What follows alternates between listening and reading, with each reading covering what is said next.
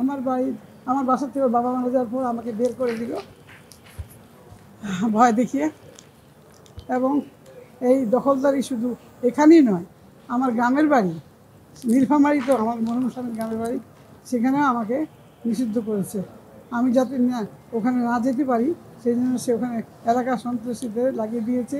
তার নামে ফাউন্ডেশন খুলে সেই সন্ত্রাসীরা আমাকে ভয় দেখায় এবং আমাকে জামাতের রোকন বানিয়ে লিফলেট বিতরণ করছে। এই যে দেখেন, লিফলেট বিতরণ করছে।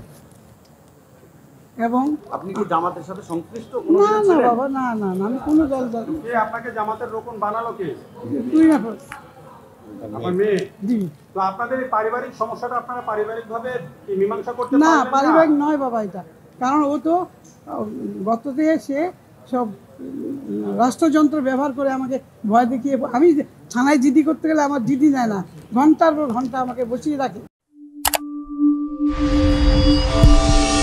আসসালামু আলাইকুম, আমি শামসুন নাহার তসলিম।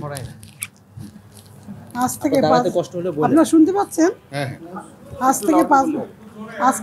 থেকে 5 বছর আগে আমি আপনাদের সামনে এসেছিলাম। আপনাদের মাধ্যমে আমি সরকারের কাছে আমার ন্যায্য অধিকার চেয়েছিলাম।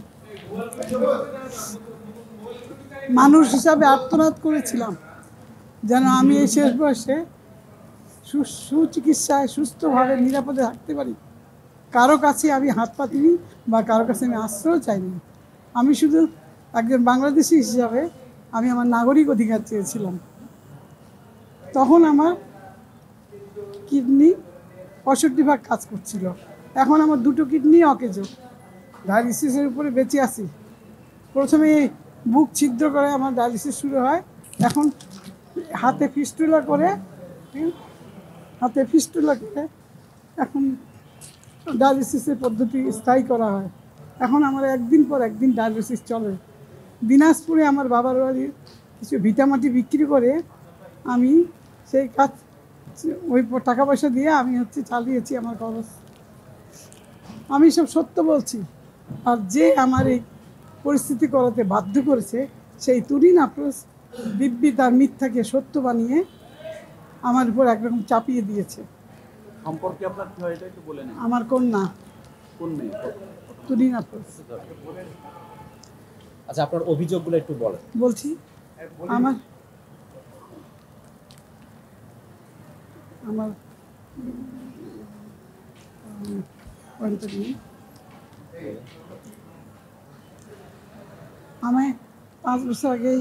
5 বছর আগে সেই সংবাদ সম্মেলনের পরে আমার উপর এক অকথ্য নির্যাতন, অবর্ণনীয় পরিস্থিতির শিকার হয়েছি।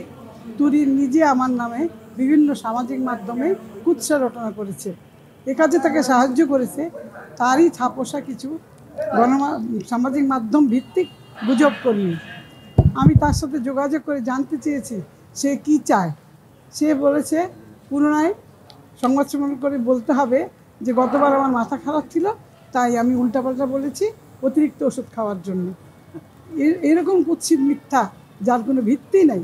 আর আমি তো মানসিকভাবে সুস্থ আছি, তবে কি করে এত মিথ্যা বলবো? এগুলো বললেই নাকি আমি আমার অধিকার ফিরে পাবো। আমার থাকবার জায়গা থেকে সে জবরদখল করে আছে। তার পারিবারিক জীবনে নানান জটিলতার জন্য সে আমার কাছে থাকতে চেয়েছিল, আর সেই কিনা আমাকে জোর করে ভয়ভীতি দেখে বাসা থেকে বের করে দিল এবং 15 বছর সে আমাকে বাসাতে ঢুকতে দেয়নি। এত মিথ্যা যে 2024 সালে সে এসেও সেই স্বাধীন বাংলাদেশে সে বীর দর্পে দখলদারি করছে। এখন কিভাবে আপনাকে নির্যাতন করছে? আমি আসছি ঢাকায়, লুকায় থাকতে হয়, এখানে থাকি, এখানে পালিয়ে থাকি, যেখানেই থাকি সম্ভাব্য আমার আত্মীয় বাসা লোক পাঠায় আমাকে মারতে।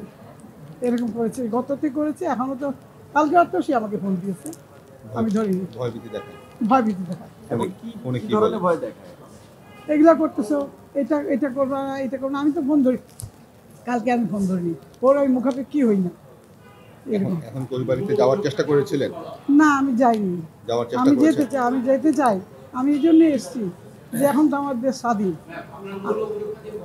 বাড়িতে যেতে দিচ্ছে না, এই তো আপনি চাচ্ছেন কি সেটা একটু? আমি আমার মানবাধিকার চাই, আমি আমার নাগরিক অধিকার চাই। নিজের বাড়িতে আমার নিজের বাড়িতে আমি থাকতে পারছি না, আমাকে বের করে দিয়েছে। আমি এই বাড়ি ও বাড়ি ভয় ভয় থাকি, যেখানেই থাকি সে খবর পেলে ওখানে লোকজন পাঠায় আমাকে খোঁজার জন্য। না, আমি তো আমার বাড়িতে মামলা করিনি। আমি আপনাদের মাধ্যমে জানাতে চাই আমার আচ্ছা ভাই, সে তো আর সেটা বলছে না, মামলা মিডিয়ার মামলা কাছে বেরোচ্ছে। জিডি আচ্ছা, আপনি করতে একটু গোছায় বলেন তো যে মেয়ের সাথে আপনার এই সম্পর্কটা এত তিক্ত হলো কেন? হ্যাঁ, মানে কি কারণে সে এটা করছে? আপনার আপনার জমিটা কেন দখল করবে বা আপনার বাড়ি থেকে বের করে দিল কেন? এটা এই না, সম্পর্ক এটা কেন তো হলো? আগে তো ভালোই ছিল। আমার বাবা মারা যাওয়ার পর একদম খোলস খুলে বের হয়ে আসলো। তখন সে আমাকে ভয় ভীতি দেখানো শুরু করলো। ওই পুলিশে যায়, বলে থানার লোক আসছে, আমাকে ভয় দেখা যায়, জিডি করছে, এইটা করছে। আমি তো একা একা থাকি, আমি ভয় এখান থেকে মানে বাধ্য হয়েছি চলে যেতে। আপনার বাড়িটা কোথায়? উত্তরা। আপনার বাড়ি। আমার বাসা থেকে বাবা মারা যাওয়ার পর আমাকে বের করে দিল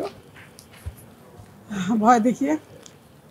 এবং এই দখলদারি শুধু এখানেই নয়, আমার গ্রামের বাড়ি নীলফামারী, তো আমার মরহুম স্বামীর গ্রামের বাড়ি, সেখানেও আমাকে নিষিদ্ধ করেছে। আমি যাতে না ওখানে না যেতে পারি সেই জন্য সে ওখানে এলাকার সন্ত্রাসীদের লাগিয়ে দিয়েছে। তার নামে ফাউন্ডেশন খুলে সেই সন্ত্রাসীরা আমাকে ভয় দেখায় এবং আমাকে জামাতের রোকন বানিয়ে লিফলেট বিতরণ করছে। এই যে দেখেন, ঠিক আছে। লিফলেট বিতরণ করছে। এবং আপনি কি জামাতের সাথে সংশ্লিষ্ট কোনো না না বাবা, না না না, আমি কোনো দল কে আপনাকে জামাতের রোকন বানালো কে? তুই না আমার মেয়ে। জি তো আপনাদের এই পারিবারিক সমস্যাটা আপনারা পারিবারিকভাবে কি মীমাংসা করতে না, পারবেন? পারিবারিক নয় বাবা এটা। কারণ ও তো গত থেকে সে সব রাষ্ট্রযন্ত্র ব্যবহার করে আমাকে ভয় দেখিয়ে, আমি থানায় জিডি করতে গেলে আমার জিডি নেয় না, ঘন্টার পর ঘন্টা আমাকে বসিয়ে রাখে। আচ্ছা, এখন তো দিন এখন পাল্টে তো গেছে। পরিস্থিতি চেঞ্জ এই জন্য হয়েছে। তো আসছি। তা আপনি করেন, এখন আবার নতুন করে থানায় যান, অভিযোগ আমি করেন। যাইনি, আমি বললাম যে আপনাদের সঙ্গে কথা বলি তারপর আর কি। আচ্ছা, ঠিক আছে। ঠিক আছে।